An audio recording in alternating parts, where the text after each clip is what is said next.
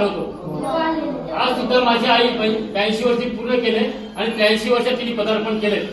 त्यावेळी तिला विचारलं की तुझा वाढदिवस कुठे साजरा करू. तिने मला सांगितलं मला त्या विद्यालयामध्ये जायचंय आणि त्यांच्याबरोबर मला वाढदिवस.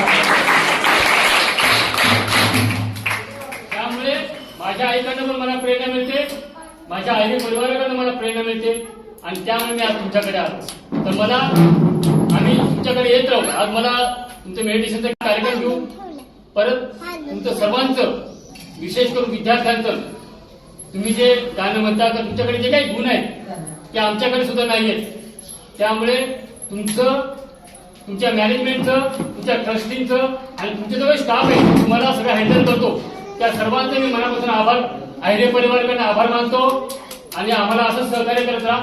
आणि परत गुणांचं विशेष करून कौतुक आणि माझ्या आईच्या वाढदिवसानिमित्त 83 वर्ष म्हणजे 82 पूर्ण 83 वर्ष पदार्पण करतोय तिला सुद्धा आपल्या सर्वांकडून आपण शुभेच्छा देऊया. चला ओके, थँक्यू, आभारी आहे.